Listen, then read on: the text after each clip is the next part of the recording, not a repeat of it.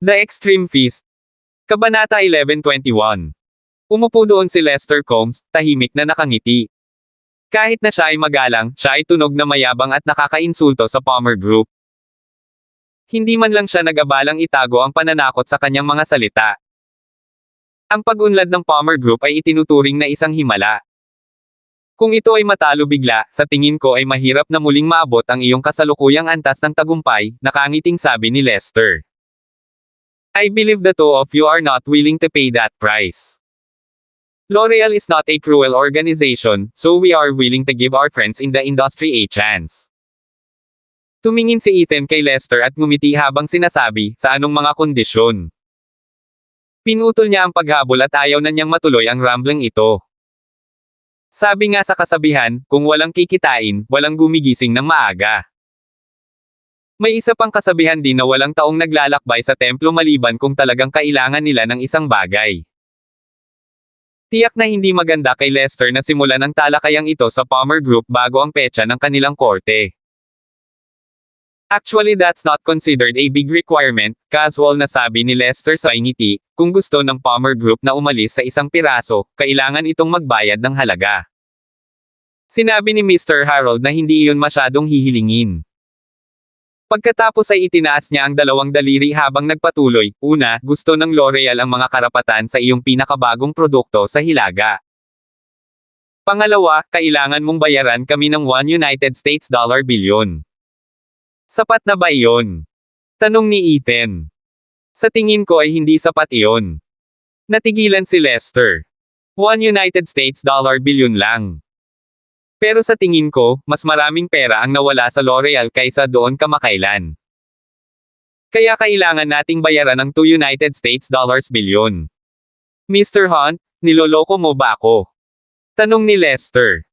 Nabigla siya at hindi alam kung ano ang ibig sabihin ni Ethan dito. Kulang pa ba yon? Nagalok ba ang Palmer Group ng ganoong kalaking kabayaran dahil nanlalamig na ang mga paa nito at gustong makipagkompromiso? Ikaw ang nagsimula ng biro, mahinahong sabi ni Ethan. Pagkatapos ay namula ang mukha ni Lester matapos niyang mapagtantong kinukutya siya ni Ethan. Mr. Hunt, I came sincerely, sabi ni Lester, hindi pinansin ang sinabi ni Ethan. Ang mga tuntunin ay mapag-usapan, at L'Oreal ay handa na bigyan ng pagkakataon ng Palmer Group. Dahil ang bola ay nasa korte ng L'Oreal, hindi siya nag-aalala na hindi susunod ang Palmer Group sa kanilang kahilingan. Napakaraming maling akusasyon ang naghihintay para sa Palmer Group. Tiyak na mahalaga ang kanilang reputasyon, tama ba? Ang mga tuntuning inaalok nila ay hindi panghuling kondisyon. Kahit na kailangan pa nilang talakayin ito, dapat makuha ng L'Oreal ang mga karapatan sa kanilang bagong produkto. Payag ka bang bigyan ng pagkakataon ng Palmer Group? Medyo galit na tanong ni Diane. Wala pa siyang nakitang walang hiya gaya ni Lester. Dumating si L'Oreal na kumakatok sa kanilang pintuan para i-blackmail sila. How dare they say L'Oreal is offer Palmer Group a lifeline? Walang paraan na ibibigay ng Palmer Group ang mga karapatan sa kanilang pinakabagong produkto, pabayaan ang pagbabayad sa L'Oreal ng $1 billion. Ang lahat ng ito ay kabilang sa Palmer Group, at walang karapatan ang L'Oreal na kunin sila. Naging malamig ang boses ni Diane habang sinabing, but Palmer Group won't give L'Oreal a chance. Nagdilim ang ekspresyon ni Lester nang marinig ang pagtanggi nito. CEO Palmer, baka hindi mo alam kung ano ang nangyayari sa labas. Gusto mo bang sabihin ko sayo? Hindi na kailangan, sabi ni Ethan, winawagayway ang kanyang kamay. Magkita tayo sa korte. Sabihin sa mga tao sa likod ng L'Oreal na itigil na ang paggamit ng iyong kapitalistang taktika sa Palmer Group. Maling tao talaga ang pinili mo para pagnakawan sa pagkakataong ito. Ikaw. Sabi ni Lester habang tumatayo. Ibinigay mo ang iyong huling pagkakataon dito. I know. L'Oreal has missed its last chance, sabi ni Ethan, winawagayway ang kamay. Paalisin mo siya. Ethan. Galit na galit si Lester. Sinabihan siya ni Harold na gawin ang kanyang makakaya para i-pressure ang Palmer Group bago sila humarap sa korte at pinili silang makipag-ayos sa labas ng korte. Ngunit hindi makita ni Ethan kung ano ang pinakamaganda para sa Palmer Group. Kabanata 11:22. Sinampal ni Ethan si Lester bago niya natapos ang sasabihin. Ito ay malutong at matunog. May karapatan ka bang tawagin ako sa pangalan ko? Naaninag ang lamig mula kay Ethan, at napalunok kaagad si Lester sa kanyang mga masasakit na salita. Wala siyang lakas ng loob na magsalita. Ikaw. Matapos ang mahabang pag-utal ay hindi na siya nakapagsalita pa. Napahawak na lamang siya sa mukha habang nakatayo doon na galit at walang magawa kay Ethan.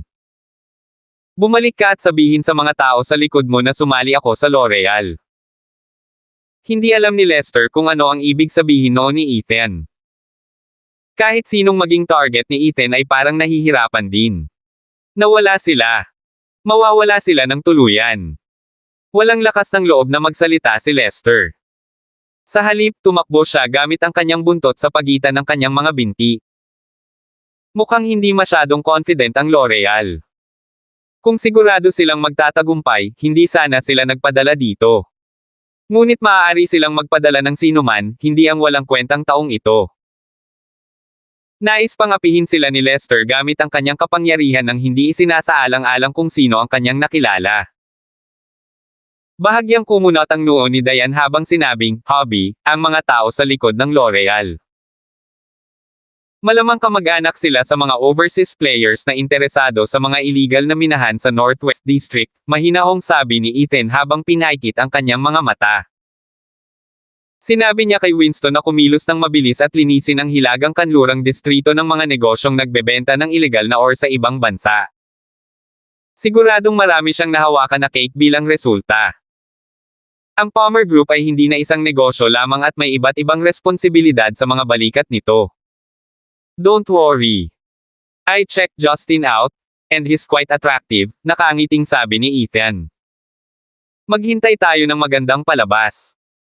Pagkatapos ay hindi na iniisip ni Ethan ang problema at tumalikod upang hanapin si Ashley para sa merienda. Pagkadating ni Lester sa opisina, agad niyang hinanap si Harold na galit na galit. Master Harold, hindi alam ni Ethan kung ano ang makakabuti sa kanya at sinampal pa ako. Galit na sabi ni Lester. Dapat nating lipulin ang Palmer Group. Lalong sumimangot si Harold nang makitang naghi-hysterical si Lester. Palagi siyang nasa hilaga. Bagamat hindi niya ipinakita ang kanyang mukha, alam niya kung gaano kakilakilabot ang kamakailang malaking kaguluhan sa hilaga.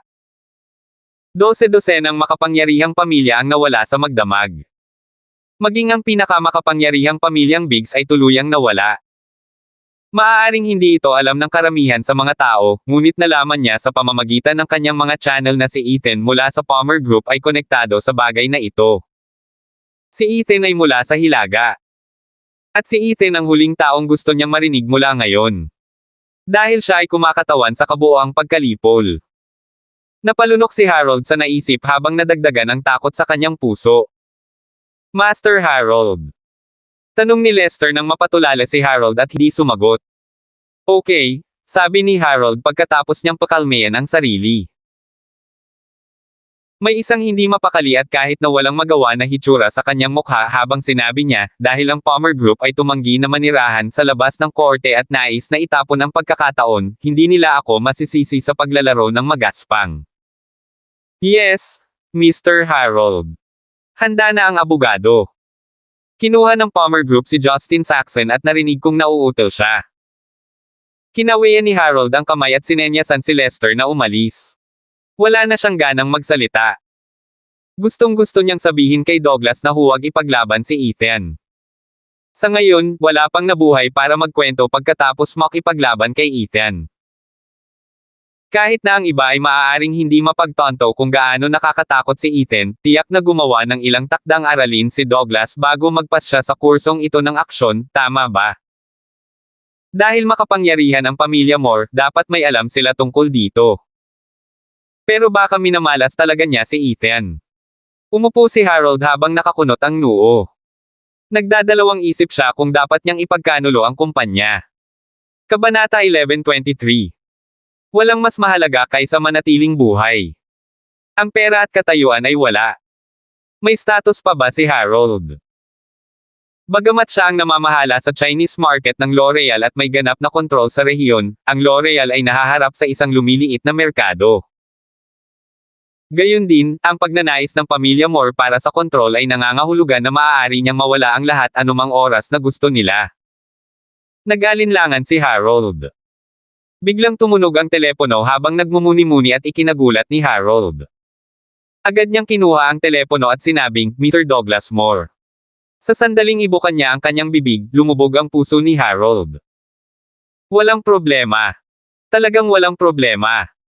Talagang mananalo tayo sa kaso ng korte at sisirain ang Palmer Group. Kung mabaygo tayo, magpapakamatay ako, at hindi na kailangang magtaas ng daliri ni Mr. Douglas. Namutla ang mukha ni Harold nang biglang natuyo ang lalamunan. Sinubukan bang pilitin ni Douglas si Harold na magpakamatay? Pagkababa niya ng phone ay nagngangalit si Harold sa inis. Siya ay galit. Ilang sandali pa, huminga siya ng malalim. Pagkatapos ay kinuha niya ang kanyang bihirang ginagamit na personal na telepono at dinayal ang numerong na-save niya noon pa. Ang kaso ng korte ng L'Oreal at Palmer Group ay naging isang sensasyon sa industriya at maging sa buong bansa. Maraming mga tao ang nadama na ang L'Oreal ay nagsisikap na humila ng isang mabilis at nais nilang makuha ang Palmer Group sa pamamagitan ng pagnanakaw ng kanilang mga patent. Ang ilang mga tao ay hindi maaaring sabihin ang pagkakaiba sa pagitan ng tama at mali at sinasabi na ang Palmer Group ay ang magnanakaw at hilingin sa kanila na magbayad. Walang pakialam si Ethan sa kanila. Bakit kailangan niyang pakialaman ang mga asong tumatahol? Mr. Hunt. I'm ready. Si Justin ay may higit sa 30 stack ng mga folder ng dokumento sa harap niya. Ang bawat kaugnay na departamento sa Palmer Group ay may data na nakaayos para dito batay sa mga pangangailangan nito. Confident ka ba? Tanong ni Ethan, ang gusto ko lang ay manalo, at higit pa doon, gusto kong masira ang L'Oreal. Bahagyang namula si Justin. Mayroon akong 70% chance na maabot ang gusto ni Mr. Hunt. Ethan. Hindi niya sinabing 100% confident siya. Tumango si Ethan at sinabing, maraming kabataang talento sa pamilyang Saxon. Pinupuri ko ang pamilyang Saxon.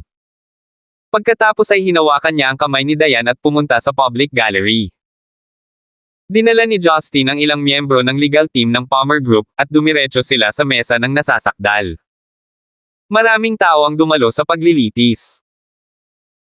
Ang mga kasamahan mula sa kalakalan at mga miyembro ng makapangyarihang mga pamilya sa Hilaga ay walang alinlangan na narito upang makita ang palabas at alamin kung ang Palmer Group ay mawawala ng swerte.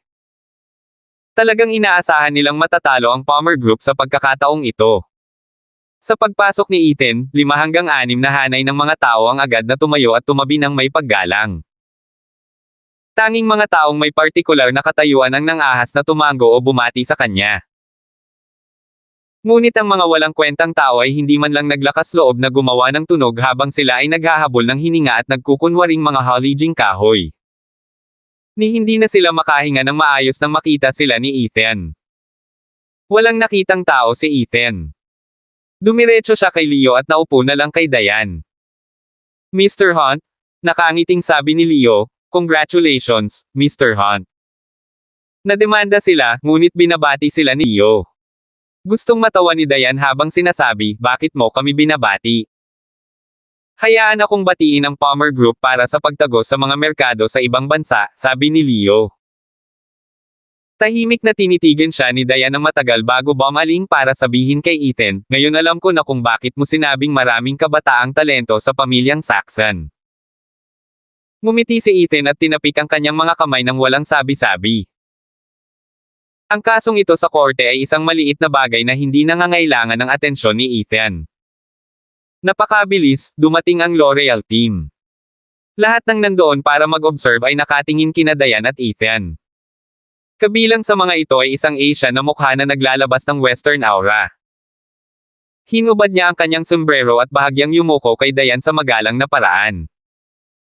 Napakabait niya na para bang magkaibigan sila. Kabanata 11:24. Hindi pinansin ni Diane si Douglas. Itinuring niyang mga aso ang lahat ng dayuhang nagkikimkim ng masamang intensyon. Itinuro iyon ni Ethan kay Diane. Utos sa korte. Sa mahinang hampas, binigkas ng hukom ang kanyang mga unang salita. Kahit na tahimik na sa court at walang nagsasalita. Nakaupo si Ethan doon. Sinong maglalakas loob na magbuka ng bibig para magsalita kung hindi si Ethan? Ito ang unang pagkakataon ng hukom na makakita ng ganoong tahimik na hukuman. Pagkatapos ay ipinagpatuloy niya ang pamamaraan ng walang sinasabi. Kailangan nilang aminin na ang L'Oreal ay dumating na handa. Ang abogado lang na iyon ay sikat na sikat sa buong mundo, at armado siya. Noong ginawa niya ang kanyang pambungad na pahayag, nagkaroon siya ng napakalaking momentum. Patuloy siyang nag-claim ng walang humpay na ang bagong data ng produkto ng Palmer Group ay nagmula sa laboratorio ng pananaliksik ng Starling City, at tumanggi siyang isuko ang ideya na ang L'Oreal ang responsable sa pagkolekta ng data para sa Starling City. Ang Palmer Group ay talagang isang magnanakaw. Ito ay nagnanakaw at nanloob para sa kapakanan ng kanyang pag-unlad. Sila ay tunay na walang kahihiyan. Hinihimok ko ang hukom na ibalik sa amin ang mga bagong patent ng produkto ng Palmer Group at magbayad na aayon. Ang mga abogado ng L'Oreal ay mahusay magsalita, makatuwiran, at may mahusay na firepower. Inakala ng mga hindi nakakaalam na mali ang Palmer Group matapos itong pakinggan. Umupo si Justin sa mesa ng nasasakdal na may pulang mukha. Hindi siya kumibo at tila naguguluhan kung paano ipagtatanggol ang Palmer Group. Maraming tao ang nag-usap tungkol kay Justin nang makita nila kung gaano siya kabalisa. Paano makakasama ng Palmer Group ang isang abogadong ganito? I heard he was stuttering. Kinakabahan na siya ngayon. Ano pa ba ang pinagtatalunan niya? Sa tingin ko matatalo ang Palmer Group ngayon. Calm down. Gusto mo na bang mamatay? Hindi sila pinansin ni Ethan at naupo na parang haligi ng lakas. Pagkatapos ay sinulyapan niya si Justin at dahan-daang tumango. Ngayon, maaari bang gumawa ng pahayag ang nasasakdal?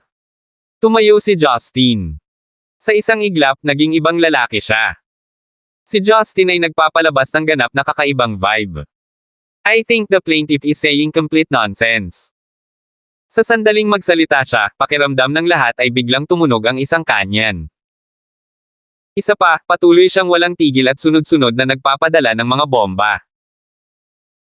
Ang bawat bomba ay tumama ng may mahusay na katumpakan at tumama sa abogado ng L'Oreal kung saan ito ang pinakamasakit. Pagkatapos magsalita ni Justin ng 5 minuto, nagdilim ang ekspresyon ni Lester. Makalipas ang 10 minuto, sumimangot ang lahat ng mga kinatawan L'Oreal na naruroon. Sa loob ng 15 minuto, medyo namutla na ang mukha ng L'Oreal lawyer. Sigurado akong may mga tanong ang nagsasakdal. Inayos ko na ang lahat ng impormasyon para sa iyo. Hindi naman nauutal si Justin. Siya ay ganap na nagbago sa isang laser canyon. At siya ay nagsalita ng napakatindi at makatwiran na ang kanyang mga kalaban ay hindi maipagtanggol ang kanilang sarili. Pagkatapos ay inilabas niya ang mga tanong na inihanda niya. Sa tuwing magtatanong siya, retorika niyang sinasagot at tinatitigan ang abogado ni L'Oreal na patuloy na nagagalit at nagagalit. Ito nga ang nakamamatay na pag-atake na inihanda ng mga abogado ni L'Oreal. Ngunit ang lahat ng ito ay walang kabuluhan para kay Justin. Ang sitwasyon ay ganap na nakatagilid patungo sa Palmer Group. Biglang naningkit ang mga mata ni Douglas, lalo na nang magpakita si Justin ng ilang mahalagang ebidensya. Anong nangyari? Tanong ni Douglas na may galit na mukha habang nakatingin kay Harold at sa iba pa na may nakamamatay na tingin sa mga mata. Paano naging ganito? Paano nakuha ng Palmer Group ang ebidensyang iyon? Kabanata 11:25. Ang mga talahanayan ay talagang lumiliko. Halos itinulak ni Justin ang kanyang kalaban sa lupa at pinahid ang dumi sa kanyang mukha habang ang abogado ng L'Oreal ay dumaranas ng malupit na kahihiyan. May iba pa bang itatanong ang sumasalungat na payo? Magalang na tanong ni Justin. Ikaw. Galit na galit ang abogadong taga L'Oreal kaya agad niyang inilibot ang kanyang mamata at nawala ng malay. Nagkagulo ang mga tao. Pakiramdam ni Douglas ay parang may sumampal sa kanya ng malakas sa mukha. At itong sampal sa harap ng napakaraming tao. Nahihiya talaga siya. Ay! Hindi ko alam. Sabi ni Harold na may parehong maputlang mukha. Pagkatapos ay lumingon siya kay Lester at mabilis na nagtanong, anong nangyari? Tatayo na sana si Lester. Ngunit agad siyang napaluhod sa lupa kasabay ng kabog habang nanghihina ang mga paa. I don't know. Mr. Harold and Mr. Douglas, I really don't know. I didn't tell anyone about this or reveal it. Lalong namutla ang mukha ni Lester. Anong ginawa mo last time na pumunta ka sa Palmer Group? Galit na sigaw ni Harold. Mas lalong sumama ang mukha ni Lester at nawala ng kulay. Tiningnan niya ng malapitan si Harold. Hindi ba siya pinaponte ni Harold doon? Bakit niya naitanong ang nangyari sa Palmer Group? Ayaw ni Douglas na maabala sa paliwanag ni Lester. Sa sobrang galit niya ay nanginginig ang kanyang katawan, at pati boses niya ay nagbago. Siya ay nagtakda ng isang mahusay na bitag, kaya kahit na si Justin ay naging napakatalino, magiging mahirap para sa Palmer Group na baguhin ang mga talahan na yan. Ngunit ang mahalagang piraso ng ebidensya ay nagtakda ng L'Oreal sa daan patungo sa matinding pagkatalo. Marahas niyang sinampal ang mukha ni Lester habang umuungal, "You're dead meat." Nanginginig si Lester. Kahit gusto niyang magpaliwanag, ayaw makinig ni Douglas. Tumalikod na si Douglas at agad na umalis. Ayaw niyang manatili at ipagpatuloy ang pagpapahiya sa sarili sa harap ng maraming tao. Siya ay kabilang sa pamilya Moore mula sa ibang bansa. Kung siya ay naging tawanan sa Hilaga, paano niya muling itataas ang kanyang ulo? Pagkaraan ng ilang hakbang ni Douglas ay bigla siyang huminto at naglakad papunta kina Diane at Ethan. Ngayon, kulang ang dati niyang kalmado at pagkalalaki. Ha! Saan ka nakakita ng ganyan kagaling na abogado?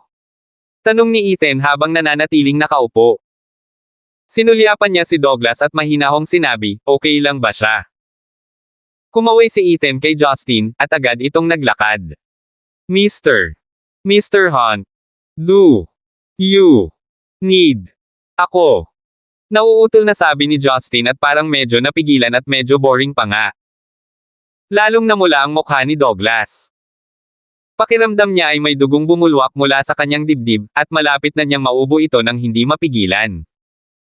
Nauutil na si Justin. Paano siya matatalo sa taong nauutil? Tingnan kung paano ang lahat ay naging matapos ang lahat ng iyong pagsisikap at paghahanda. Dismayadong sabi ni Ethan sabay iling. Kung hindi kayang bayaran ng L'Oreal ang isang abogado, hindi iniisip ng Palmer Group na gumawa ng kawang-gawa at mag-donate ng pera para kumuha ng disenteng abogado. Gusto ba nilang mag-ambag ng pera para kumuha ng abogado para kasuhan sila?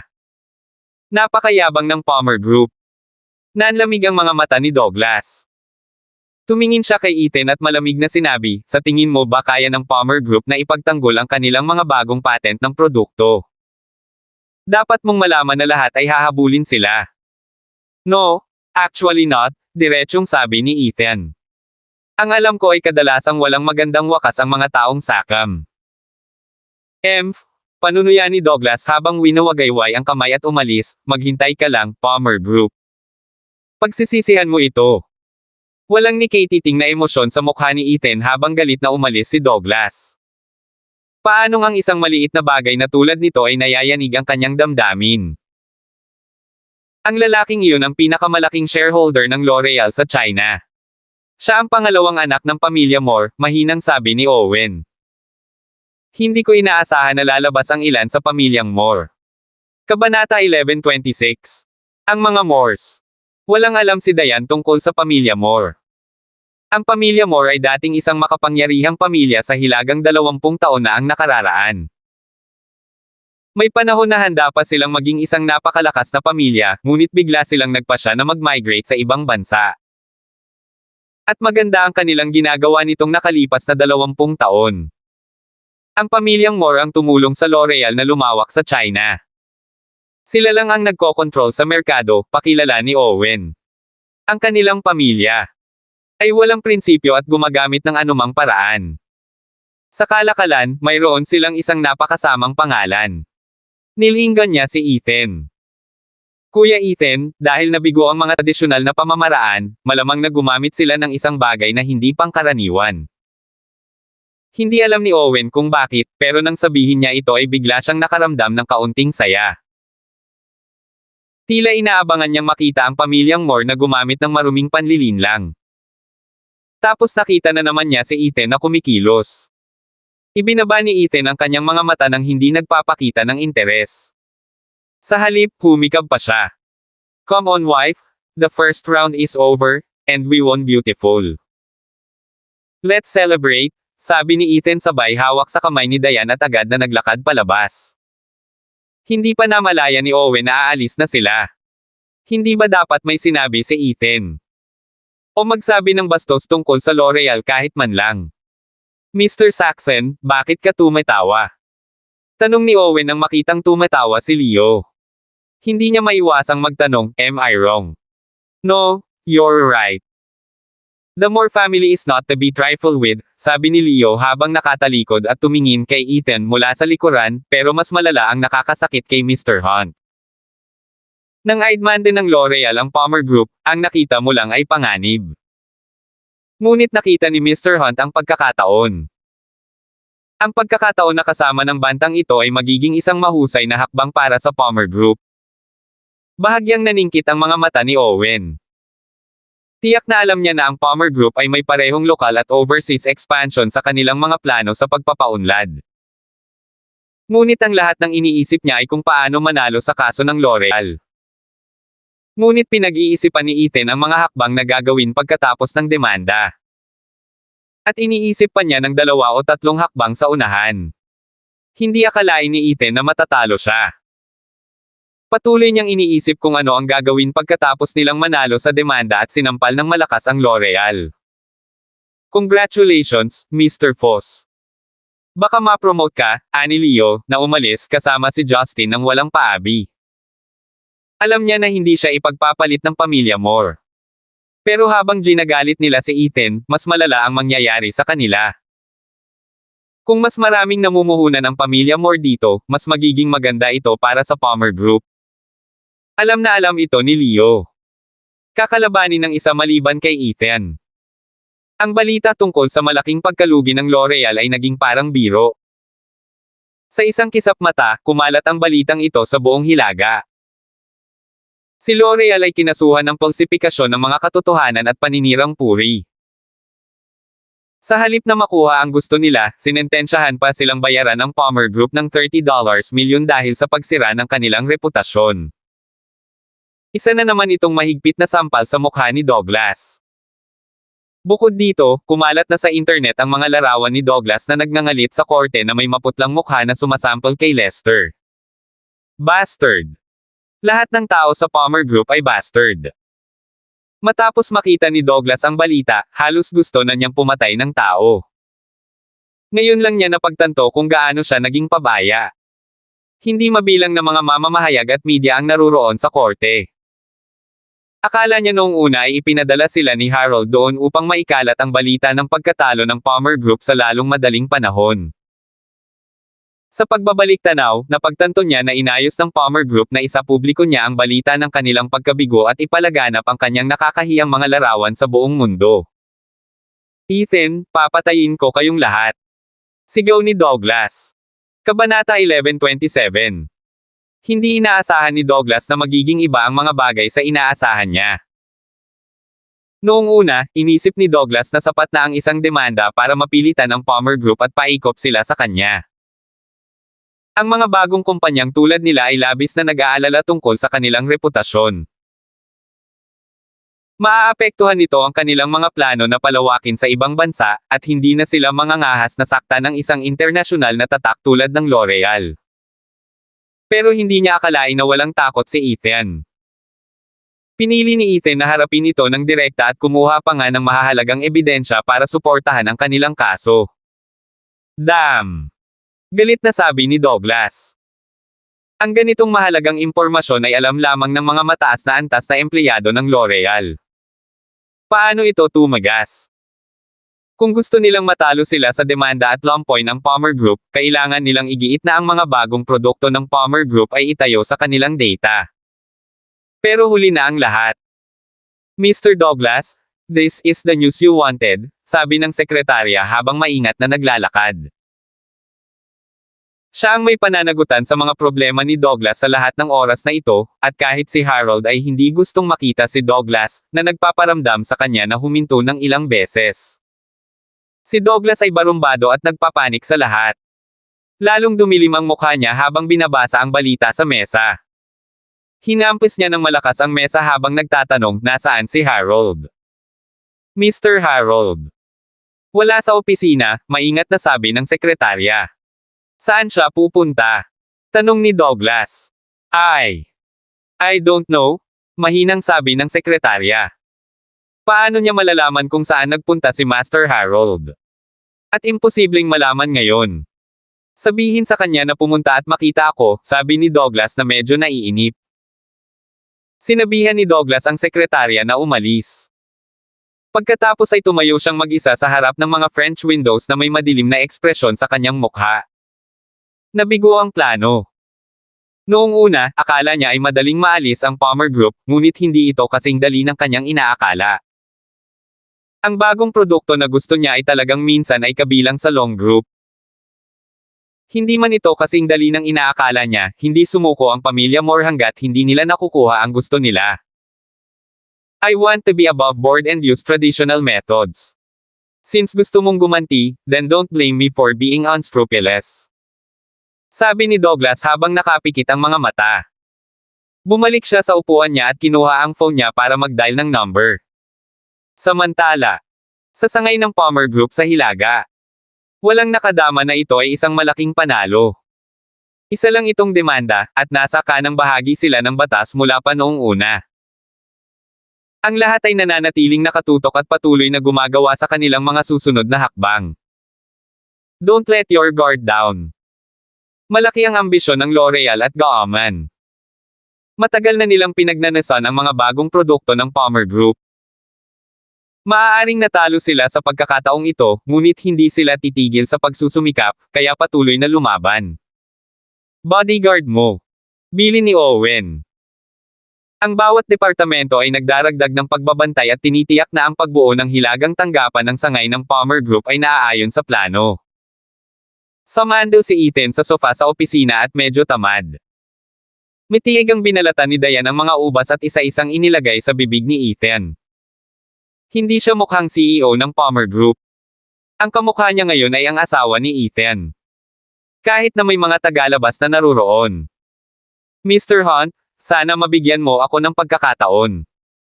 Nakatayo roon si Harold na bahagyang nakayuko ang likod habang nakangiti ng hindi naglakas loob na magpakita ng kahit kaunting impolite. Kahit na mas matanda siya kay Ethan, parang junior siya. Hindi umimik si Ethan. Casual niyang inabot para pigilan si Diane sa pagpasok ng ubas sa kanyang bibig. Sa halip, pinakain niya ito at sinabing, matamis ito. Kainin mo. Kumilos silang dalawa na parang walang tao. Kinagat ni Diane. Oo naman, ito ay napaka-sweet. Matalas ang mata ni Ethan. Ngunit walang lakas ng loob na magsalita si Harold. Kung hindi siya papansinin ni Ethan, hindi rin siya mangangahas na istorbohin sila. Pagkaraan ng mahabang panahon, nilinggan ni Ethan si Harold Green. Kabanata 1128. Si Mr. Harold ang chairman ng Chinese market ng L'Oreal, kaya ikaw ang may pinakamalaking say sa rehiyon. Bakit bigla mong naisip ang sumali sa Palmer Group? Napatingin si Ethan kay Harold. Ang lalaking nasa harapan niya ay nagtaksil kay L'Oreal at nag-leak ng mahalagang ebidensya sa Palmer Group. Kaya hindi na kinailangan ni Justin na gamitin ang kanyang killing move para patayin si L'Oreal. Kasi, gusto kong mabuhay, alang-alang nang sabi ni Harold habang humihinga. Pera at status just come and go. Mas importante ang manatiling buhay. Alam na alam niya kung ano ang pamilya Moore. Maaari silang gumamit ng anumang paraan at hindi pinatawad ang kabiguan. At ang mga taong tulad niya na tila matagumpay sa ibabaw ay mga aso lamang sa pamilya Moore. Ang mga ito ay ganap na nauubos at maaaring palitan anumang oras. Alam ni Harold ang kakilakilabot na wakas na nakilala ng dating pangunahing distributor ng Starling City, sina Miles, at Megan. Sinusubukan ka bang patayin ng Palmer Group? Nakangiting tanong ni Ethan. Hindi, L'Oreal at ang pamilyang Moore ang nagnanais na patayin ako, matapat na sabi ni Harold, ang Palmer Group ay isang kumpanya na may ugnayan ng tao. Mula nang pumasok ang Palmer Group sa hilagang merkado, inoobserbahan ko na ito. Noong panahong iyon, I did it because we were opponents, so natural na hindi ako naglakas loob na itaas. Pero ngayon, gusto kong sumali sa Palmer Group. Gusto kong mabuhay. More importantly, I want to do meaningful work. Huminga siya ng malalim at nagpatuloy, sa pamamagitan ng pag-aalok ng aking mga serbisyo ngayon, hindi ibig sabihin na ipagkakanulo ko ang Palmer Group balang araw tulad ng kung paano ko iyon ang L'Oreal ngayon. Sigurado akong alam ni Mr. Hunt na hindi ko magkaroon ng lakas ng loob na gawin ito. Hindi umimik si Ethan, pero alam niyang matalinong tao si Harold. Si Harold ay nasa hilaga ng maraming taon, kaya tiyak na may alam siya tungkol sa mga nakaraang kaguluhan sa hilaga. Tiyak na alam ni Harold na si Ethan ang naging dahilan ng pagkawala ng mga makapangyarihang pamilyang iyon.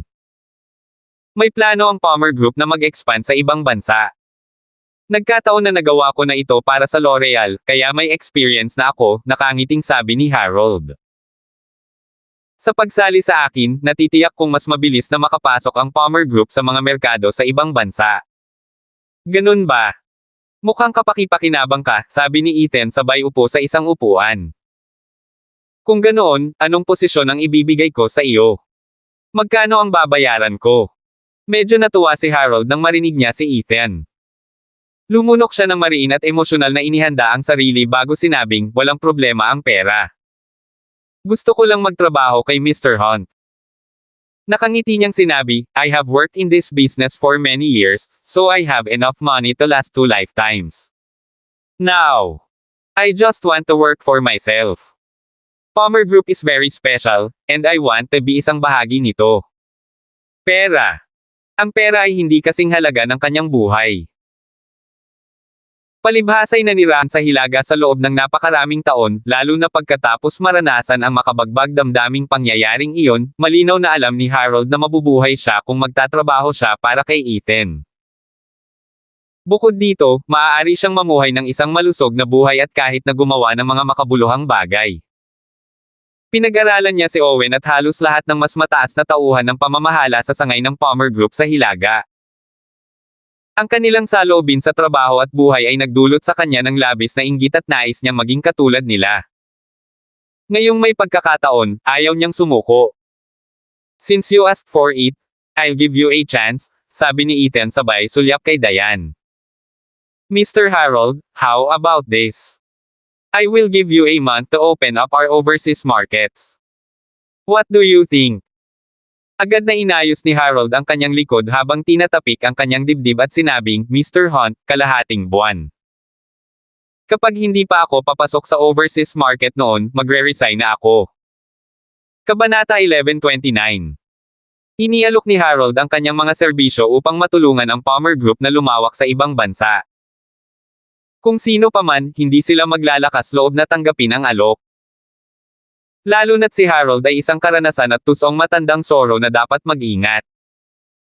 At saka, pinagtaksilan lang niya si L'Oreal. Ngunit walang pagdadalawang isip na pumayag si Ethan. Hanggat maaaring magbukas si Harold ng mga merkado sa ibang bansa sa loob ng napagkasunduang oras, iingatan siya ni Ethan. Dahil may gustong sumali sa Palmer Group, bakit hindi ito gamitin? Natatakot ba si Ethan sa pagtataksil? Alam ni Ethan kung gaano kagustong mabuhay si Harold. Hindi na nagsalita pa si Harold. Alam niyang kailangan muna niyang tapusin ang kanyang gawain upang patunayan ang kanyang sarili, at walang saysay na pag-usapan iyon hanggang doon. Pagkatapos magpaalam kina Ethan at Diane ay dali-dali itong umalis. Mapagkakatiwalaan ba siya? Hindi nagsasalita si Diane sa buong oras. Wala siyang sapat na karanasan upang husgahan kung ang isang tao ay mabuti para sa kumpanya. Pero kaya ni Ethan. Hindi mahalaga kung mapagkakatiwalaan siya o hindi. Ang pinakamahalaga ay kailangan pa rin natin ng isang tao na magtrabaho sa mga merkado sa ibang bansa. At hanggang ngayon, mayroon ba tayong mga talento sa Palmer Group? Napaisip si Diane sa kaumiling. Ang katotohanan na ang Palmer Group ay may ganitong pag-unlad sa lokal ay walang kulang sa isang himala. Sa loob ng isang taon, kontrolado ng Palmer Group ang halos 70% ng buong lokal na merkado. Bilang karagdagan, binili niya ang Long Group at nakikibahagi sa iba pang mga kalakalan. Kaya ang Palmer Group ay nakatadhana na maging isang malaking negosyo. Kung ikukumpara sa Long Group, ito ay magiging mas malaki at mas matatag na malaking kumpanya. Kung gayon, hindi ka ba nag-aalala na ipagkanulo niya ang Palmer Group? Tanong ni Diane. Nakangiting sabi ni Ethan, "This is the same question as your previous question." Inabot niya ang kamay niya at marahang hinawakan ang ilong ni Diane. Ang corporate culture ng Palmer Group ay nangangahulugan na nakatadhana na kakaunti lang ang magtatraidor sa kumpanya. Naiintindihan mo ba? Lalo na ang mga tulad ni Harold, na kumita ng sapat sa sarili. Ang gusto lang niya ngayon ay maabot ang kanyang mga pangarap. Ang gusto niya lang na gawin ang mga bagay na gusto niya noong bata pa siya ngunit hindi niya kayang bayaran. At bibigyan ng Palmer Group ng pagkakataon ang mga tulad niya na matupad ang kanilang mga pangarap. Ang Palmer Group ay parang isang malaking pabrika ng pangarap. Mahahanap ng mga batang empleyado ang kanilang landas at pangarap. Kahit na ang mga taong nagtrabaho sa mundo ng kumpanya sa loob ng maraming taon at nawala ang lahat ng kanilang mga magaspang na gilid ay maaaring matupad ang kanilang orihinal, madamdamin na adhikain sa Palmer Group. Tumingin si Diane kay Ethan na kitang-kita ang paghanga sa kanyang mga mata. Nanatili itong tahimik at hinalikan lang siya. Ang ibig sabihin nito ay higit pa sa mga salita. "Hobby, may tinatago ako sa'yo," nag-aalangan na sabi ni Diane dahil good mood si Ethan. Palihim niyang sinulyapan si Ethan. Ngunit sa halip ay kinabahan si Ethan at ang kanyang mga mata ay dumako sa kanyang tiyan. "Buntis ka ba?" Hindi napigilan ni Diane na matawa habang sinabing, "No, I don't." Ito ay hindi kasing dali ng tila. Sabi sa kanya ni Jenny, basta pinili niya ang tamang araw, mas madaling mabuntis. Ngunit tila walang pag-unlad. "Gusto kong sabihin sa iyo na nakakuha ako ng imbitasyon." Napasulyap siya kay Ethan habang nagsasalita ito at napapakagat ang mga labi sa takot na magalit ito sa kanya. Para bisitahin ang Hunt family.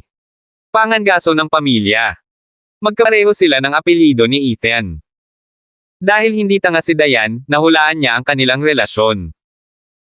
Dati, nahirapan si Diane na tanggihan siya nang makatanggap siya ng imbitasyon na dumalaw sa kanilang tahanan. Pero mas nag-aalala siyang baka magalit si Ethan. "Pumunta ka." Biglang hindi naging emosyonal si Ethan at tumango na lang habang mahinahong sinabi, "It's very safe in the north now. I'll send someone to protect you." Kabanata 11:30. "Hindi ka ba aalis?" Tanong ni Diane. Tumingin siya kay Ethan at inakbayan ang leeg nito habang sinasabi, "Baka gusto ka nilang imbitahin." "Nasa invitation ba ang pangalan ko?" Mahinahong tanong ni Ethan. Umiling si Diane. Hindi ba sinasabi niyan ang lahat? Ngumiti si Ethan sabay yakap sa bewang ni Diane at sinabing, "You can go alone. I'm busy tonight." Hindi na siya pinilit ni Diane. Kaya tumango na lang siya at hindi na nagtanong kay Ethan. Kinakabahan siya sa pagbisita sa pamilya Hunt. Sila ay isang napakalakas na pamilya sa Hilaga. Hindi ba talaga pupunta si Ethan ngayong gabi? Isip ni Diane. Samantala, nagmamadaling bumalik si Harold sa opisina. Sa kabila ng 12-12 ng mga tawag mula sa kanyang sekretarya, hindi natutuwa si Harold. Sa halip, siya ay nasa mataas na espiritu. Sumipol siya habang papasok sa northern headquarters ng L'Oreal at parang lumulutang. Pati ang security guard ay natulala. Nitong mga nakaraang araw, hindi niya nakitang ganoon ka-relax si Harold. Mula nang dumating si Douglas dito, ang buong opisina ng L'Oreal ay parang nakaharap sila sa isang napakahirap na kaaway at lahat ay nasa gilid. "Mr. Harold, Mr. Douglas wants to see you immediately," maingat na sabi ng sekretarya sa mahinang boses. "Okay, naiintindihan ko." Dati ay maamo at nanginginig sa takot si Harold, ngunit binago niya ang kanyang nakagawiang ugali at naglakad na nakataas ang ulo, na ikinagulat ng sekretarya. Tapos sabi niya, "Oye, taon ka nang nagtrabaho sa kumpanya, kaya dodoblehin ko ang sweldo mo. Pumunta ka sa HR at sabihin sa kanila na sinabi ko." "Ha? Ako, well. Salamat Mr. Harold. Tuwang-tuwang sabi ng sekretarya. Napangiti si Harold. May gusto siyang gawin para sa kanila bago siya umalis. Pinalakpakan niya ang kanyang mga kamay at sinabing, lahat, mangyaring tumigil sandali. Napatigil ang lahat ng empleyado sa office area at napalingon sa kanya. Lahat ay nagsumikap sa loob ng maraming taon at lumaban para sa L'Oreal ng napakatagal, kaya napagpasyahan kung itaas ang iyong mga sweldo. Lahat ay makakakuha ng 50% na pagtaas. Nakukuha ba iyon ng pinuno ng HR? Sa di kalayuan, natulala ang HR chief. Hindi niya alam kung ano ang sasabihin, ngunit bago pa man siya makapagsalita ng anuman bilang tugon ay pumasok na si Harold sa opisina. Nakaupo doon si Douglas na naghihintay na may maputlang mukha. Ang dilim talaga. Harold, saan ka galing? Malamig na tanong ni Douglas na nakasubsob ang mukha nang makitang pumasok si Harold. Alam mo ba kung gaano kita katagal naghintay? Mr. Douglas, chairman ako ng L'Oreal's China office, kaya maraming trabaho ang naghihintay sa akin. Hindi ako pwedeng manatili sa opisina at uminom ng tsaa buong araw, walang pagmamadaling sagot ni Harold na wala ang karaniwang ugali niyang duwag. Tuldok. Na lalong ikinagalit ni Douglas. Mukhang nakalimutan mo na kung paano ka napunta sa ganitong posisyon, galit na sabi ni Douglas habang hinahampas ang mesa. Ang pamilya Moore ang nagbigay sa'yo ng pagkakataon. Kung hindi dahil sa pamilya Moore, wala ka. Isa ka lang aso ng pamilya Moore. Walang sabi-sabing ngumiti si Harold. Alam na alam niya na para sa pamilya Moore, sila ay mga dispensable na kasangkapan lamang. Nagpapasalamat ako sa Padre de Pamilya Moore sa pagbibigay sa akin ng pagkakataon noon, hindi nagmamadaling sabi ni Harold. Sa paglipas ng mga taon, nagsumikap ako at nasuklihan ang kabaitan ng pamilya Moore sa akin. Dahil pakiramdam ni Mr. Douglas na ito ay isang pagkakamali, kung gayon mangyaring ibalik ang desisyon. Anong ibig mong sabihin? Naglakad si Harold papunta sa office desk niya. Yumuko siya para kunin ang isang malinis na papel. Pagkatapos ay itinaas niya ang pluma at agad na sinulat ang kanyang resignation letter gamit ang isang wave ng kanyang panulat. Ang kanyang mga iniisip ay hindi kailanman naging malinaw tulad ng dati. Not much, sabi ni Harold habang nagsusulat. Pagkatapos ay mariin niyang sinabi, ibig sabihin lang nito ay ayaw ko nang magtrabaho para sa iyo. Kabanata 1131. Nang matapos siyang magsalita, pinirmahan ni Harold ang kanyang pangalan ng walang pagpipigil. Pagkatapos ay inihagis ni Harold ang sulat ng pagbibitiw sa harap ni Douglas at sinabing, Palm. Hindi niya kinaladkad ang kanyang mga paa. Natigilan si Douglas. Hindi niya inaasahan na biglang magre-resign si Harold. Isa pa, ginawa pa ito ni Harold sa pamamagitan ng pagsusulat ng resignation letter sa harap niya at direktang ibigay sa kanya. Akmang aalis na si Harold, tumingin si Douglas kay Harold na may galit na mukha at sumigaw ng malakas, tumigil ka nga dyan. Tumigil ka nga dyan. Hindi man lang siya nag-abalang tingnan ang resignation letter ni Harold. Isang malamig na nakamamatay na tingin ang agad na bumungad sa kanyang mga mata nang sabihin niya, alam mo ba ang kahihinatnan ng iyong desisyon? Ang pag-alis ng ganito ay kasing ganda ng pagtataksil. Malamig na sinabi ni Douglas, Harold, huwag kang maghukay ng sarili mong libingan. Walang sino man ang nang-ahas na bastyusan ang pamilya Moore ng ganito noon. Lumingon si Harold at patuloy na ngumiti ng hindi nagmamadali. Parang wala na sa kanya ang dating mataas at makapangyarihang young master. Mr. Douglas, tinatakot mo ba ako? Nakangiting tanong ni Harold. Hindi man lang siya kinabahan habang sinabi niyang, hindi ako natatakot. Ikaw. Let me tell you. Nagtrabaho ako sa Palmer Group. Parang sinasadya ni Harold si Douglas. Sinulyapan niya ang madilim na mukha ni Douglas at itinuwid ang kanyang likod habang sinasabi, ngayon ay nagtatrabaho ako kay Mr. Hunt, kaya kailangan mong maging mas magalang. Pagkatapos ay binuksan niya ang pinto ng opisina at mabilis na lumabas. Iniwan niya si Douglas na namumula ang mukha habang nanginginig sa galit. Pagkasara ng pinto, nagkaroon ng malakas na kaguluhan sa silid, habang hinagis ni Douglas ang mga random na bagay sa pinto. Walang pakialam si Harold. Paglabas niya ay napuno pa rin ng excitement ang lahat ng empleyado sa opisina sa pagtaas ng sweldo nila at pinag-uusapan nila kung bakit biglang ginawa iyon ni Harold. Gayun din, ginawa niya ito ng napakahigpit at pinirmahan pa nga ito ng walang kaunting pag-aalinlangan. Bawat tao. Pumalakpak ulit si Harold kaya napalingon sa kanya ang lahat.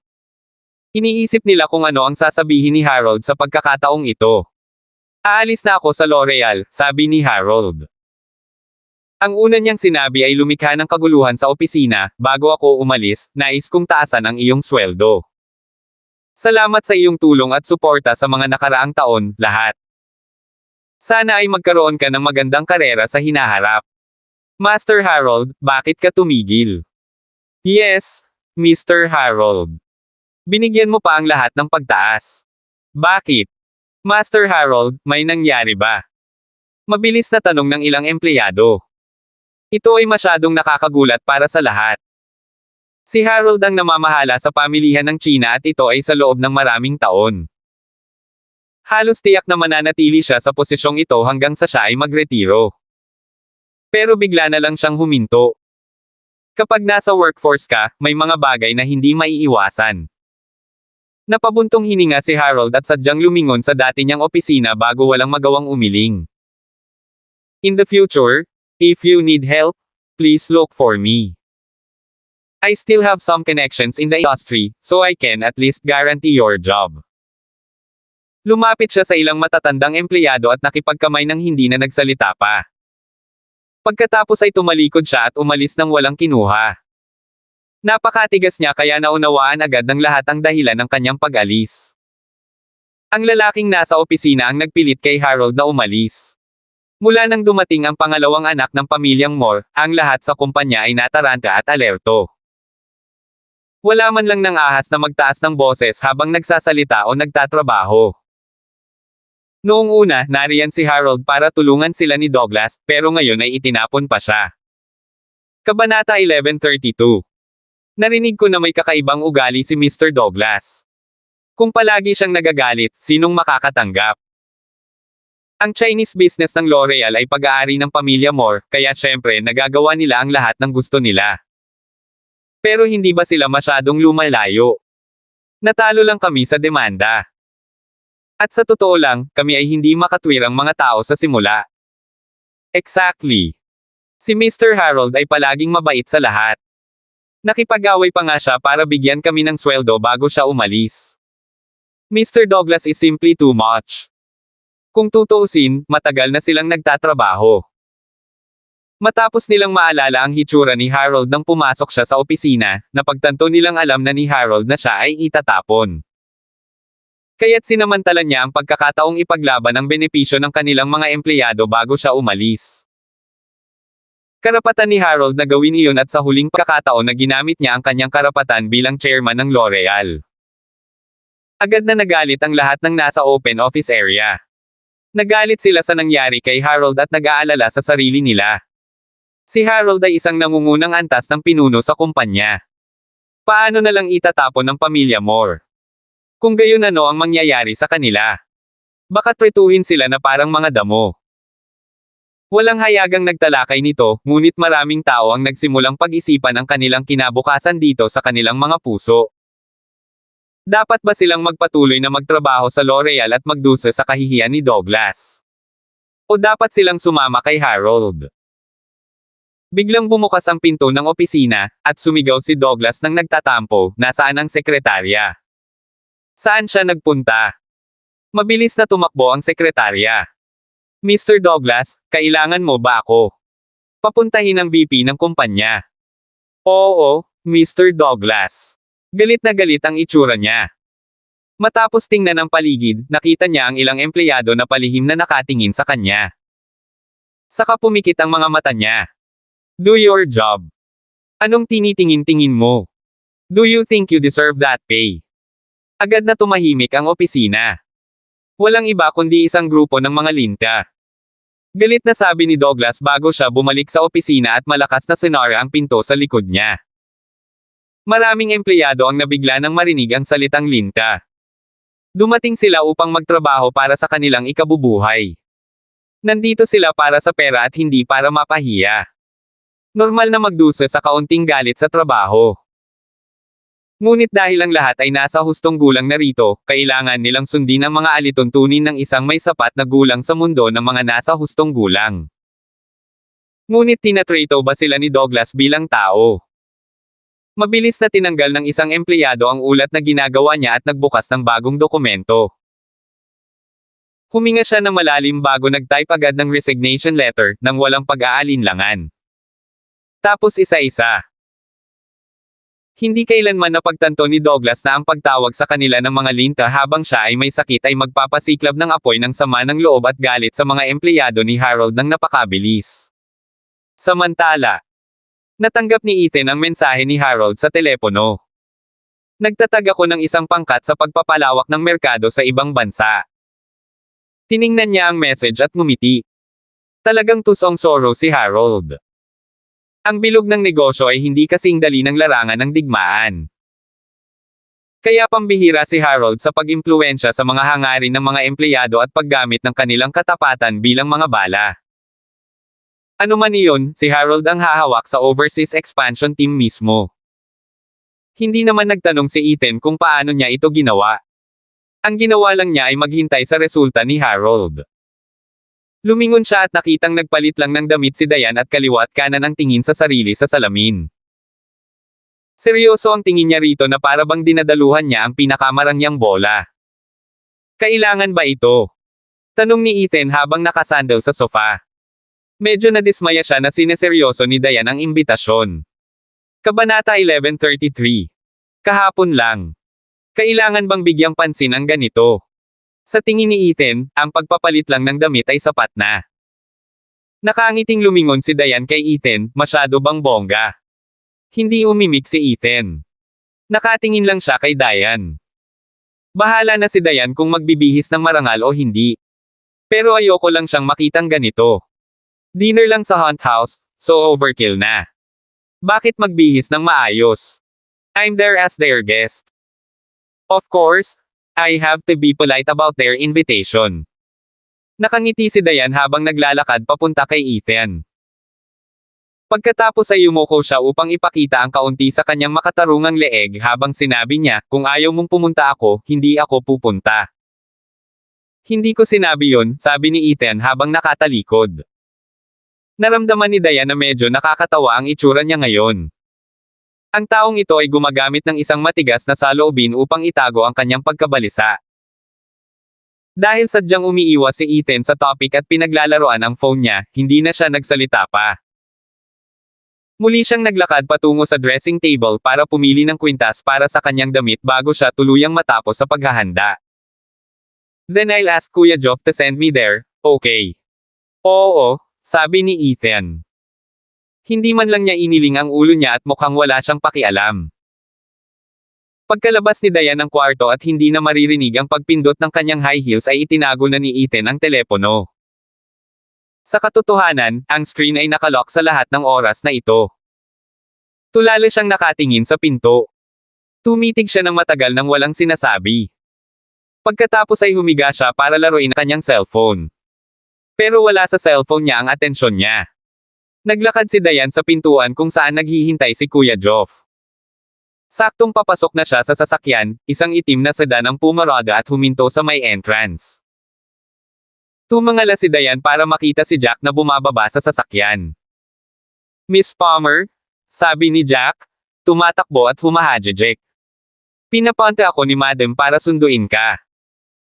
Tumango siya kay Kuya Joff at sinabing, bro, ako na ang bahala dito. Hindi kumibo si Kuya Joff. Gusto ni Ethan na protektahan niya si Diane, kaya kung walang pahintulot ni Ethan, walang ibang makakalapit sa kanya. Sakay na tayo sa kotse, Kuya Joff. Alam ni Diane na nag-aalala si Ethan sa kanya kahit pumunta lang siya sa Hunt residence.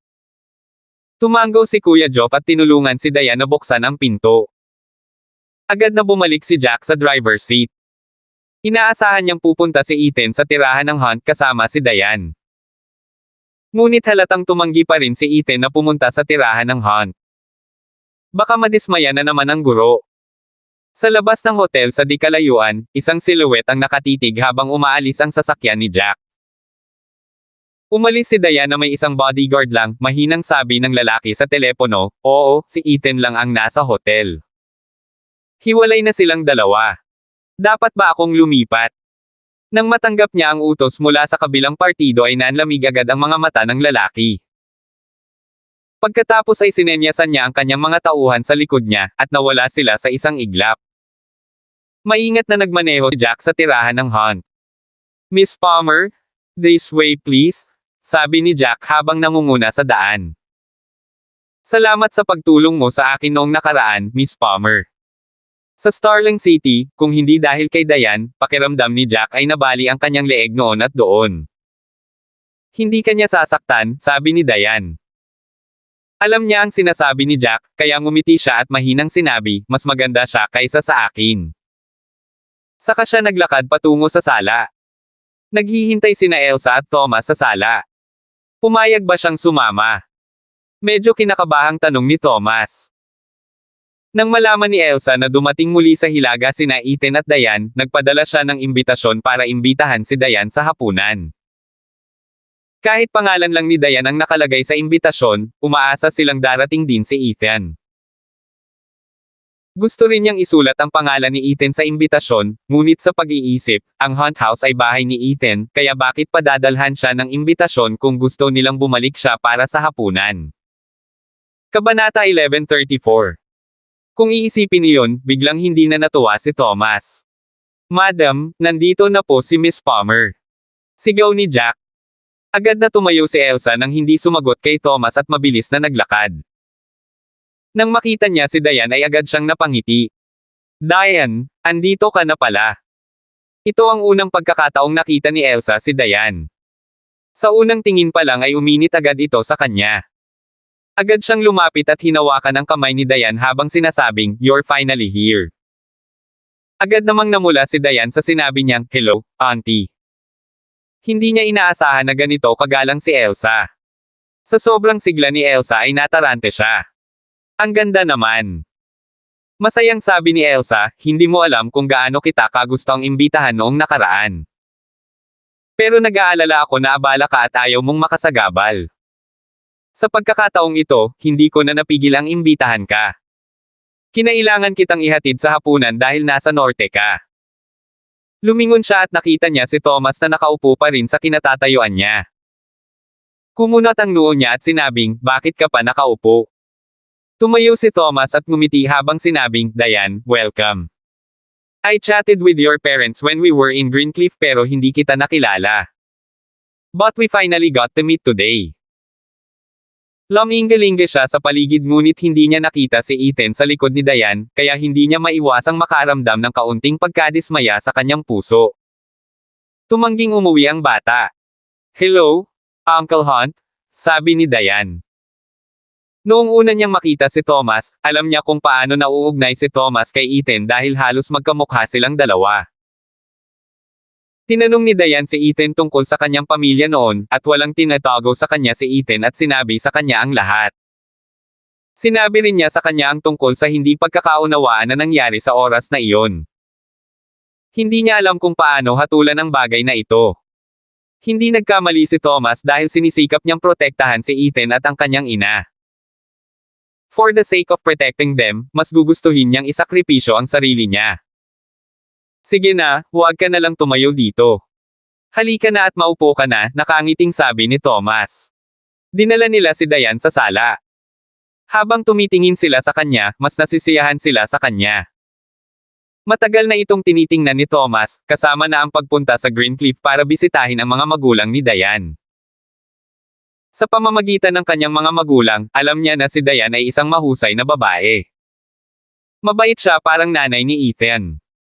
Nagluluto si Elsa ng ilang pagkain sa bahay.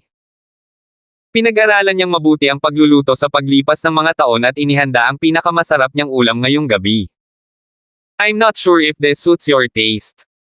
If there's anything you like, you can tell me. I'll learn how to cook it and prepare it for you when you come again, ani Elsa habang patuloy sa pagkuha ng pagkain. Para kay Diane. Tuldok. Ipagluluto ka ng nanay mo sa bahay. Sa norte, pwede kang pumunta dito at kumain ng kahit anong gusto mo. Ipagluluto ka ni tita. Salamat po, auntie. Pasasalamat na sabi ni Diane. Dahil pareho silang babae, ramdam ni Diane na genuine ang ngiti sa mukha ni Elsa. Tinanggap nila siya at inaabangan ang pagkikita nila. Pero bakit tumanggi si Ethan na pumunta ngayon? Nagkwentuhan sila habang kumakain. Pinag-uusapan nila kung ano si Diane noong siya ay maliit, hanggang sa kolehiyo, at noong nagsimula siyang magtrabaho. Habang tinitignan ni Elsa si Diane, mas nagustuhan niya ito. At hindi na siya makapaghintay na malaman ang lahat ng dapat malaman tungkol kay Diane. Sa labas ng sala, umupo si Kuya Geoff kasama si Jack. Maraming beses ko nang narinig ang pangalan mo. Maraming tao sa norte ang gustong makilala ka ngayon. Napatingin si Jack kay Kuya Geoff. Umakyat si Kuya Geoff sa hagdan mula sa ibabang baitang upang maging kung nasaan siya ngayon. Nagawa niyang makamit ang lahat ng ito dahil na-inspire siya at nagsumikap na mapabuti ang sarili. Alam ng lahat ng makapangyarihang pamilya sa Hilaga ang tungkol sa buong Wolfpack sa ipinagbabawal na rehiyon ng Greencliff, hindi lang si Brother Geoff. Sa paghawak ng mga lobo sa kuta, kahit na wala si Ethan, walang sino man ang maaaring kumilos ng walang ingat sa Greencliff. Kung wala si Big Boss, wala lang ako, sabi ni Kuya Geoff sabay sulyap kay Jack. Hindi man lang ako magkakaroon ng pangalan. Kabanata 1135. Seryosong tumingin si Jack kay Kuya Geoff.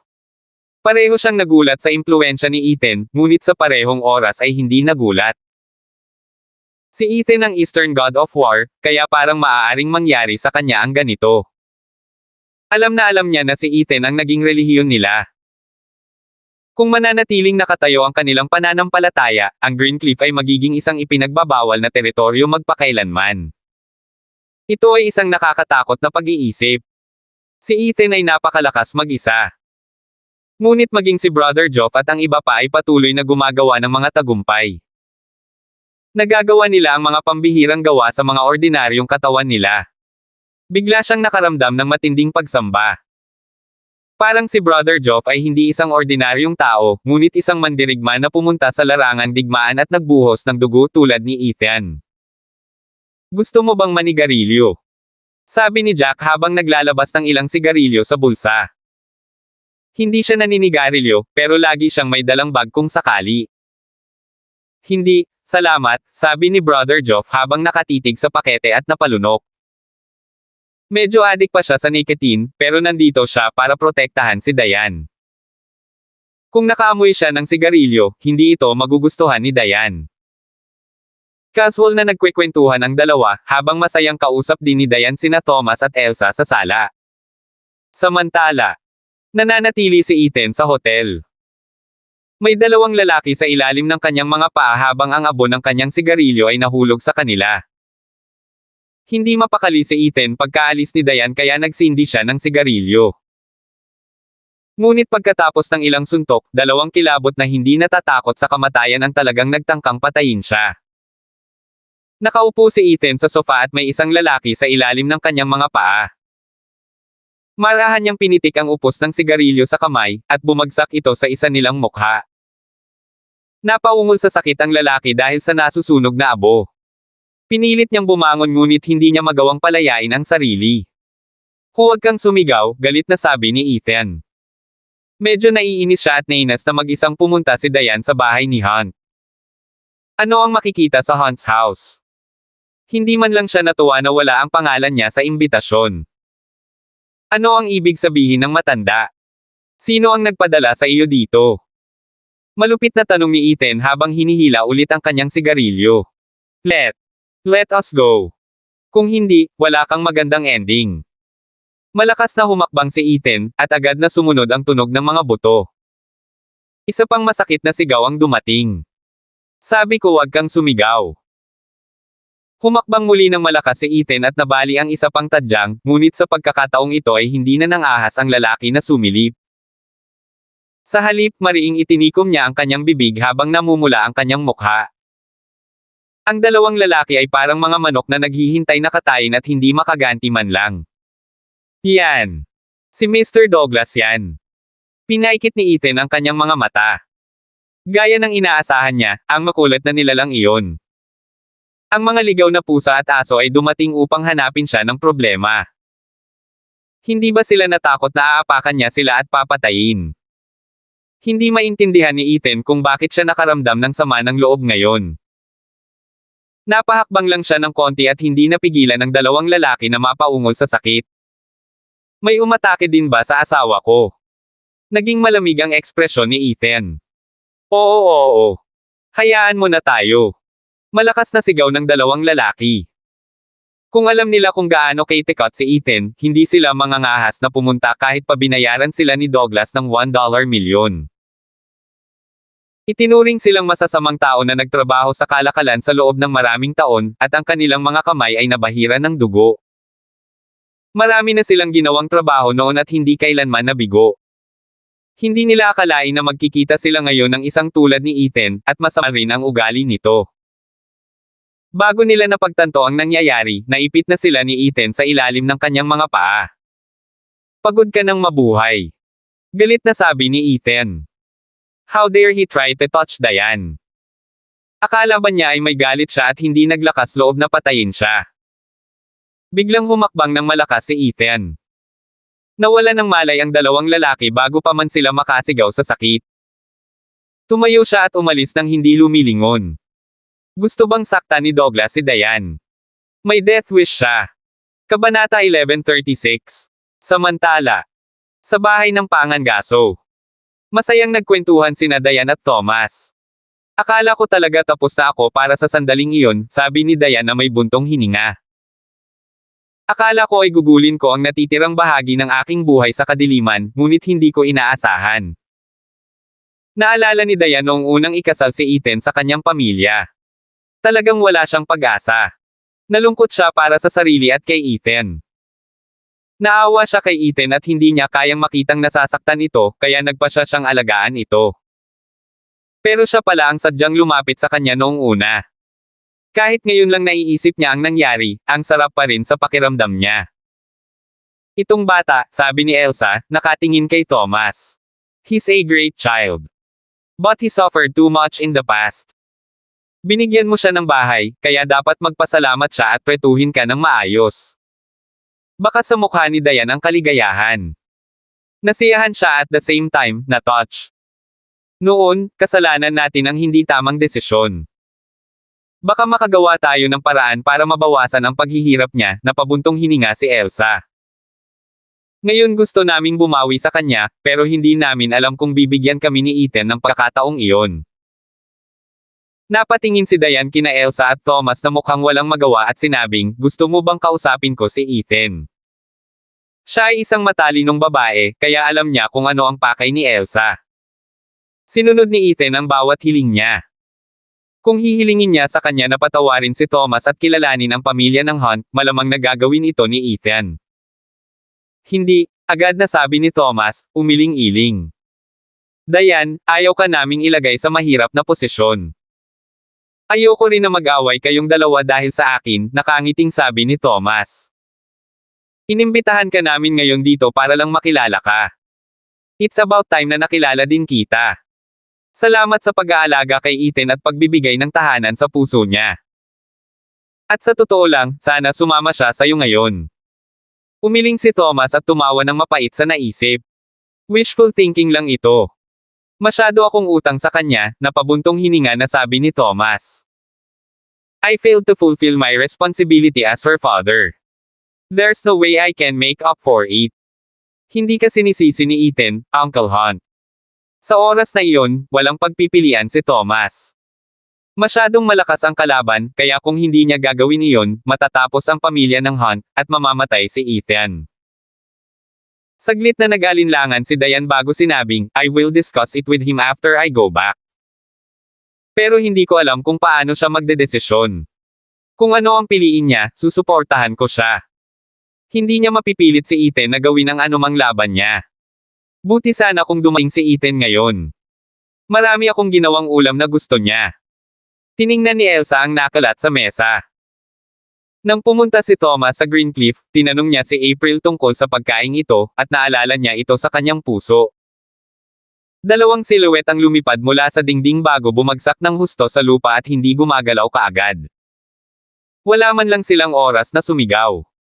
Sina Jack at Brother Geoff ay nagtaas ng tenga at nakinig na may seryosong ekspresyon sa kanilang mga mukha.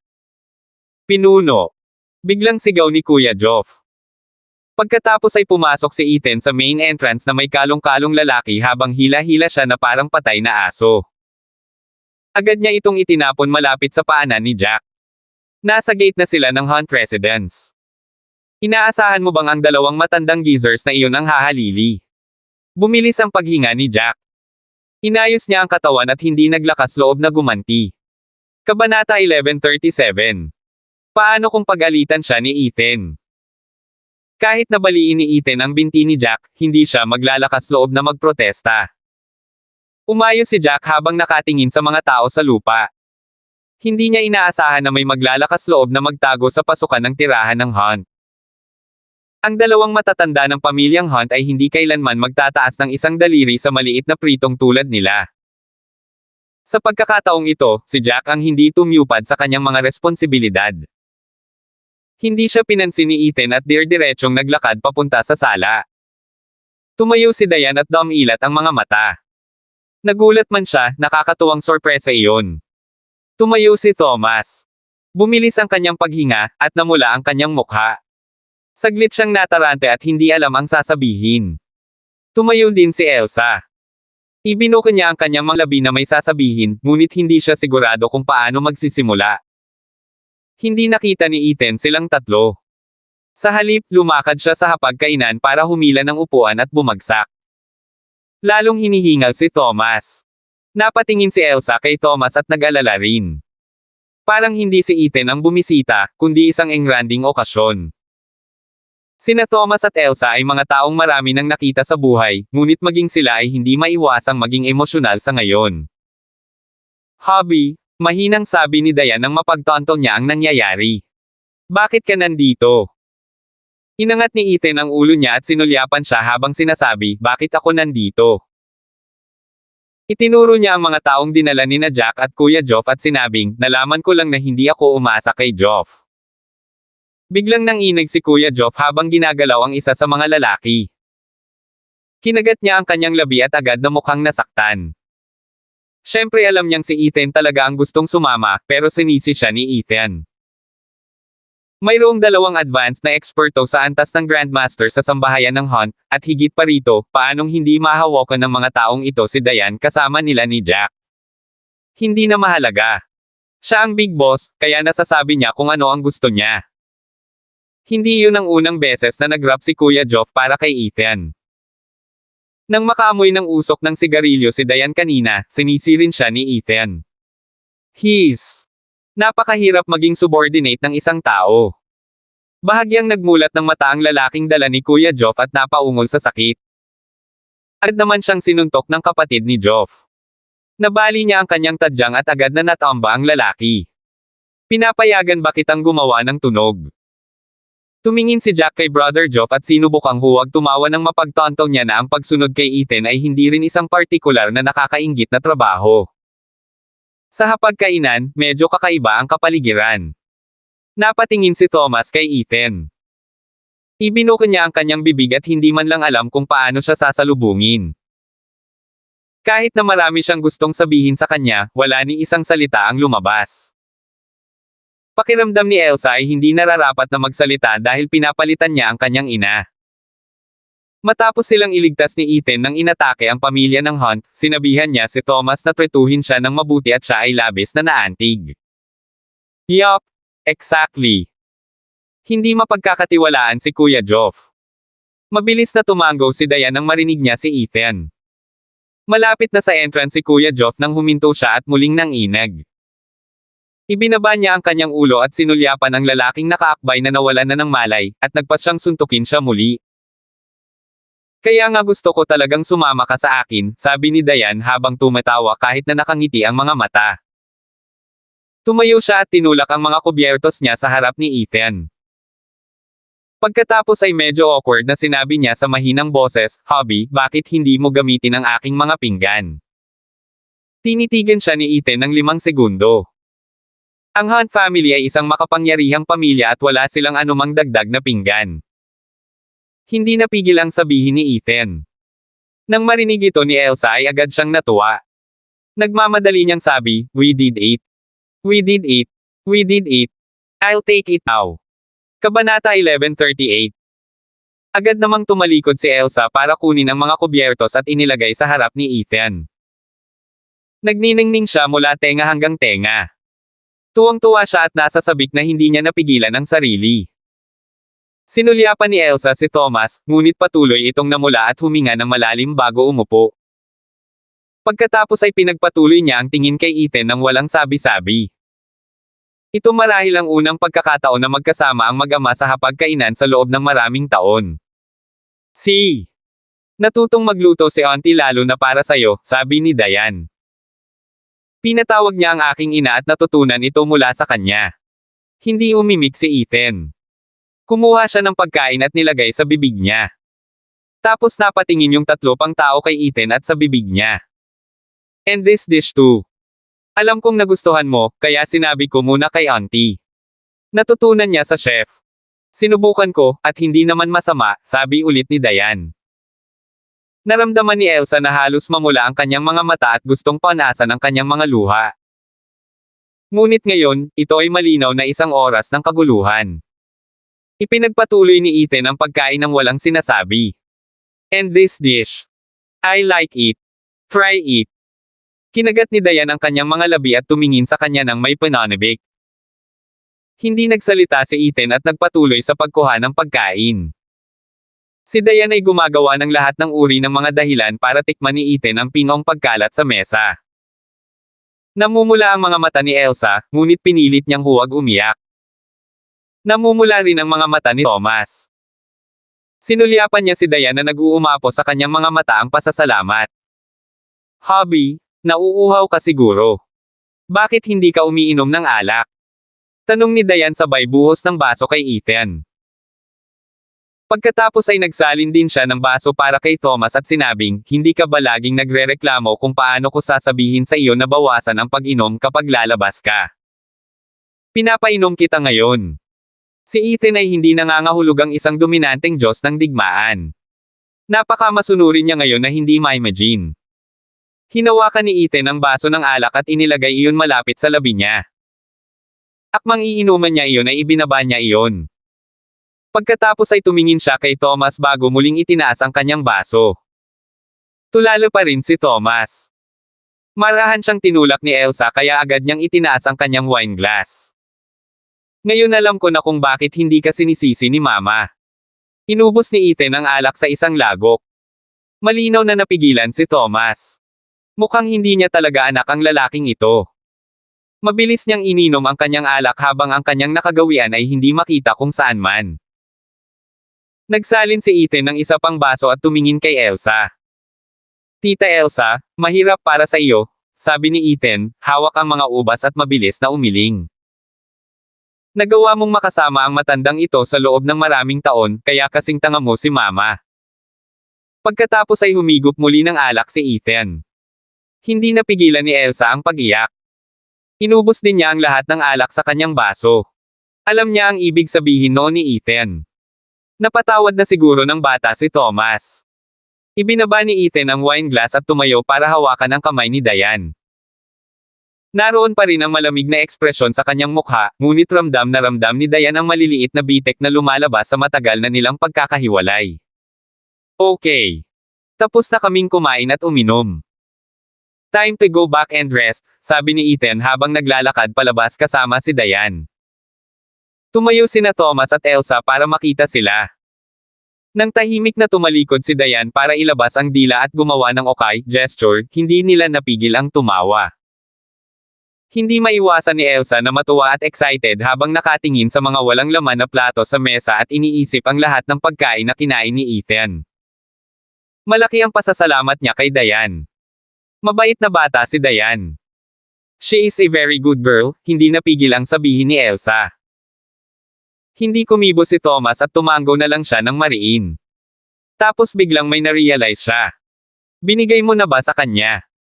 Kabanata 1139. Hindi na umimik si Ethan pagkasakay nila sa sasakyan. May malamig na ekspresyon sa mukha niya. Hindi rin naglakas loob na magsalita si Diane. May nakakaawang ekspresyon sa mukha niya habang maingat siyang kumilos at paminsan-minsan ay sinusulyapan si Ethan. Medyo kakaiba ang atmosphere sa loob ng sasakyan. Walang lakas ng loob na umimik si Kuya Geoff habang nagmamaneho.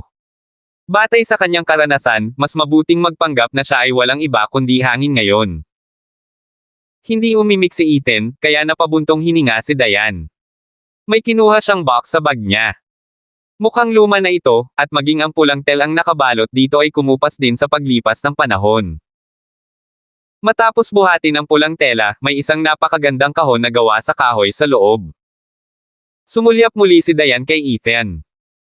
Dahil hindi siya pinansin nito, nauna siya at binuksan ang kahon. Tahimik na nakalagay sa kahon ang isang bracelet. Agad namang lumingon si Ethan at tumingin sa bracelet. May ganap na kakaiba sa kanyang mga mata. Saan mo nakuha ito? Tanong ni Ethan habang nakatingin kay Diane at huminga ng malalim. Binigyan ako ng biyenan ko, sabi ni Diane sabay kuha ng bracelet at tinitigan itong mabuti, pero parang hindi ka masaya. Kuya Geoff, bumalik ka. Gusto kong ibalik ito. Itong bracelet. Masyadong malaki ang ibig sabihin nito para itago ko. Hindi huwag. Agad na sabi ni Ethan. Nakapwesto ang kapatid ni Geoff sa kung saan. Kaya dapat ba siyang mag-U-turn o hindi? Sa nanay ko yan, sabi ni Ethan habang nakatingin sa bracelet. Palagi niyang naaalala ang pulse heiress na ito mula sa kanyang pagkabata.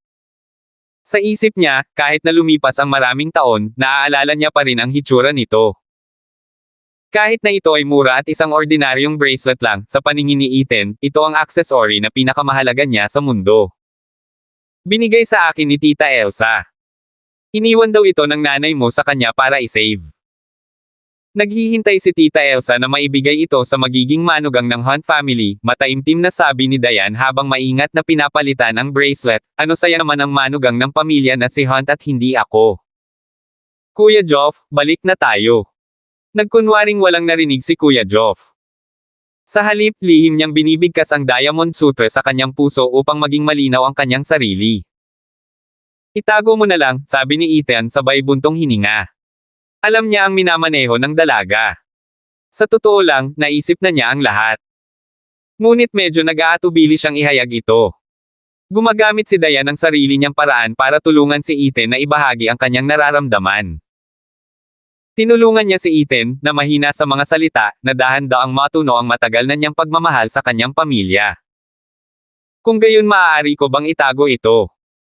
Dahil unti-unting kumalma si Ethan, agad na niyakap ni Diane ang kahon na may bracelet na parang naglalaman ng pinakapambihirang yaman sa mundo. Ayaw niyang bumitaw kahit saglit. Binigay niya sayo, kaya sayo na, sabi ni Ethan habang nakatingin kay Diane. Pagkatapos ay iniunat niya ang kanyang kamay at hinaila siya sa kanyang mga bisig at sinabing, asawa, salamat. Walang anuman. Si Kuya Geoff ang nagmamaneho nang sumulyap siya sa rearview mirror at napalingon. Pagkatapos ay pinagalitan niya ang kanyang sarili sa pagkalimot kung saan siya tumigil sa Diamond Sutra. Ang sama ng alaala niya. Pagkabalik nilang tatlo sa hotel, sinabihan ni Ethan si Diane na magpahinga. Ngunit hindi napigilan ni Diane ang kanyang mga kamay sa bracelet. Paulit-ulit niya itong tinitigan. Habang tinitignan niya ito, lalo siyang naging masaya. Walang choice si Ethan kundi ang hayaan na lang. Tinawag niya si Kuya Geoff. Nasaan na si Douglas L'Oreal? Sa pagbabalik, nagpadala si Brother Geoff ng isang tao upang mag-imbestiga at natukoy nila ang eksaktong lokasyon ni Douglas. Si Douglas ay may mga bola upang ipadala ang kanyang mga tauhan pagkatapos ni Diane. Ginulo niya ang mga balahibo ni Ethan. Dalhin mo siya. Oo, Big Boss. Sabi ni Kuya Geoff at mabilis na umalis. Pagbalik ni Ethan sa kwarto, tulog na si Diane bitbit ang kahon. Hindi man lang siya nag-abalang magbago. Hinubad niya ng marahan si Diane bago niya ito kinulong. Habang tinitingnan niya ang mabait na dalagang ito, puno ng lamang ang mukha nito. Kabanata 1140. Binuksan ni Ethan ang box at inilabas ang bracelet. Isinuot niya ang bracelet sa palso ni Diane at tiningnan ito ng mabuti bago ngumiti para sabihing, mukhang maganda. Kapag nasuot mo na, hindi mo na ito maalis.